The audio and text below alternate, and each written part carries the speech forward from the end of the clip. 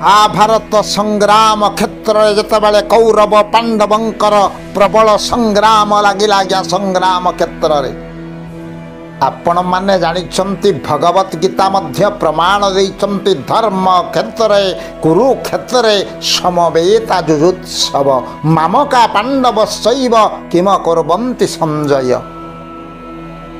आज्ञा जोटी हत्यार विभीषिका रक्तर नदी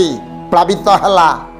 लक्ष लक्ष सैन्य सामंत मृत्यु मुखरे टली पड़े तथापि धर्म क्षेत्र बोली अभिहित करा जाइछि आज्ञा कुरुक्षेत्र युद्ध को बा महाभारत संग्राम ता छड़ा आपण माने जानिछंती संग्राम प्रारंभ रे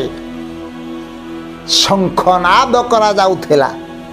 जेतेबेले युद्धर आरंभ हेबो शंखनाद जे जार शंखनाद करुथिले तेबे कहीं शंखनाद करुथिले महाभारत संग्राम क्षेत्र में से शंखनाद करिवार कौं लाभ आमर अच्छी कौं शुभ फल से प्राप्त होउची जानिबा निश्चित भाव रे पुराण रहस्य माध्यम रे कहीं आज्ञा शंखनाद हेउथिला संग्राम क्षेत्र में तबे जितेबाला आज्ञा शंखनाद होउथिला शंख बाजी उठुथिला शंखनाद संग्राम आरंभ होउथिला से शंखनाद रे आज्ञा पांचजन्य हृषिकेश श्रीमद् भगवत गीता प्रमाण देइछंती पांचजन्य हृषिकेश देवदत्तं धनंजय पौंड्र शंख महाददौ भीमकर्मा मृगोदर अनंत विजयं राजा कुंती पुत्र युधिष्ठिर तबे ये श्लोक विशेष आक्षरिक अर्थ किसी ना ये पांडव मानकर शंख जो जी जो प्रकार शंखवादन करुले से शंख गुड़िकर नामकरण करा जाइछि अर्थात भगवान कृष्ण जो शंखनाद करुले सी शंखर नाम होउछि पांचजन्य शंख पंचजन्य शंख पंचजन्य ऋषिकेश प्रभुंकर हेउछि पंचजन्य शंख देवदत्तं धनंजय अर्जुन जो शंख वादन करुले से होउछि देवदत्त शंख पौंड्र शंख महादो भीमकर्मा मृगोदर भीमंकर शंखर नाम है पौंड्र शंख खाली एतिकी नुहे अनंत विजयं राजा कुंती पुत्र युधिष्ठिर नकुल सहदेवश्च सुघोष मणिपुष्पक नकुल एवं सहदेवंकर सुघोष शंख आ मणिपुष्पक शंख हेली मोर कहिबार उद्देश्य आज आपण मानक आगरे पुराण रहस्य माध्यम जो कथावस्तु मो उपस्थापन करुच्ची ये तो शंख गुड़िकर नाम थिला सत्य हेले धर्मराज युधिष्ठिर जो शंख को वादन करुले से शंख सामान्य शंख नुह अनंत विजयं राजा कुंती पुत्र युधिष्ठिर सी हूँ अनंत विजय शंख तेबे ये अनंत विजय शंख को केमिति प्राप्त हेले धर्मराज युधिष्ठिर अनंत को विजय करिथिबा शंख को वादन करुले धर्मराज युधिष्ठिर आसंतु जानिबा ये श्लोक माध्यम कुंती पुत्र युधिष्ठिर बोली आज्ञा लिखा जाइछि आपण कहंतु जदि कुंती पुत्र कुंती एवं माद्री कथा आम विचार को नबा कुंतींकर आज्ञा तीन जन पुओ थिले से होउचंती युधिष्ठिर भीमसेन एवं वीरवर अर्जुन तेबे ये दुई अन्य ये तीन जनक निकटरे कुंती पुत्र बोली आज्ञा लगी नाही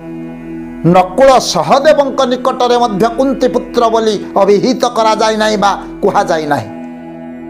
केवल आज्ञा धर्मराज युधिष्ठिरंक निकटरे कुंती पुत्र बोली कुहा जाइछि तेबे तात्पर्यटा कौन कौन तत्व लुकायित अच्छी निश्चित रहस्य को आमे उन्मोचन करिबा तेबे बुझीबा को गले कुंती बोइले आज्ञा सुंदरी समस्त सुंदरी नारी को जे मातृवत ज्ञान करि पारंती से होउचंती केवल युधिष्ठिर समस्त नारी जाति को मातृ जाति को सदा बेले से मातृवत ज्ञान करंती से होउचंती युधिष्ठिर तेबे आपण कहिबे तांको नाटा युधिष्ठिर बोले युद्धरे स्थिर तेबे संग्राम भूमि रे तो से निश्चित संग्राम करिचंती पुनी नामटा केमिति युधिष्ठिर हला ना प्रकृत रे सी युद्धरे आज्ञा स्थिर थिले कदा कहू समय तांकर आज्ञा संग्राम हेउ नथिला। आपण कहिबे कहू संग्राम ना धर्म एवं अधर्म मध्यरे जो संग्राम चली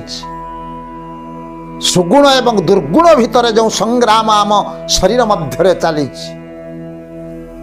दुर्योधन एवं धर्मराज युधिष्ठिर मध्य जो संग्राम चली धर्म धर्म मध्य जो संग्राम चली से संग्राम आज्ञा युधिष्ठिर निकटरे हो नथिला। से होचंती प्रकृत रे जितेंद्रिय पुरुष समस्त नारी को से मातृवत ज्ञान करि पारिथिले मातृशक्ति को सेवा करी से जागरण करि पारिथिले मातृशक्तिर सेवा करिथिले। सेइथिपाई आज्ञा सेई योग्यता बलरे